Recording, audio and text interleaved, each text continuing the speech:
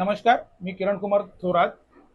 पत्रकारितेतून थेट संवाद साधणारे न्यूज नेटवर्क, राजकीय, सामाजिक, धार्मिक, सांस्कृतिक, मनोरंजन, प्रबोधन, क्रीडा आणि गुन्हेगारी वार्ता माहितीसाठी हर्षकिरण न्यूज चॅनलला सबस्क्राईब करा. धन्यवाद. पावसाचा कहर. शहापूर तालुक्यातील डोळखाम चोंडे परिसरात ढगफुटीमुळे धबधब्याने घेतले रौद्र रूप. चोंडे धबधब्यावर फिरायला आलेल्या 5 पर्यटक पाण्यात वाहून गेले. एकाचा जागीच मृत्यू झाला. तिघांना वाचवण्यासाठी नागरिकांना यश, तर एका बेपत्ता असलेल्या तरुण दुसऱ्या दिवशी मृतदेह सापडला. 26 जुलै 2005 साली ढगफुटी झाली आणि संपूर्ण महाराष्ट्र हादरून गेला. मुंबई पाण्याखाली गेली. अनेकांची कुटुंब उद्ध्वस्त झाली.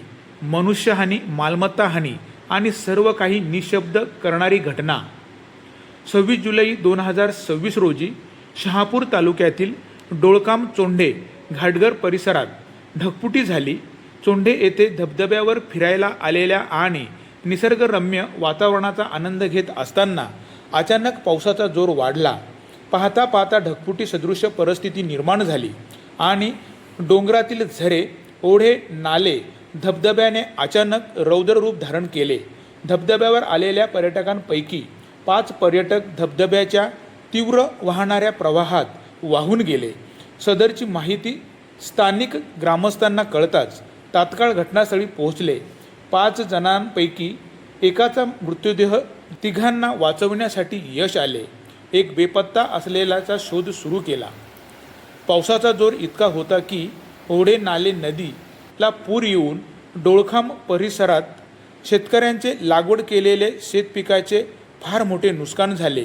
तसेच डोळखाम बाजारपेठ पाणी झाल्याने दुकानदारांचे दुकानात पाणी शिरून फार मोठे नुकसान झाले.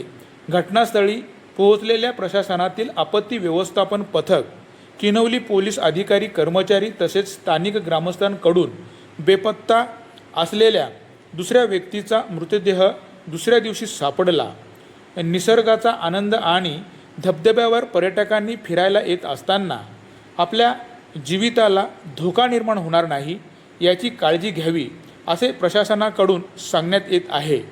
शहापूर विधानसभा मतदारसंघाचे आमदार दौलत दरोडा आणि माजी केंद्रीय मंत्री कपिल पाटील यांनी पुरात शेतकऱ्यांचे भात पिकाचे जे नुकसान झाले त्यासंबंधी जिल्हाधिकारी ठाणे यांना लेखी निवेदन देऊन झालेल्या नुकसानाचे पंचनामे करून भरपाई द्यावी अशी मागणी केली आहे.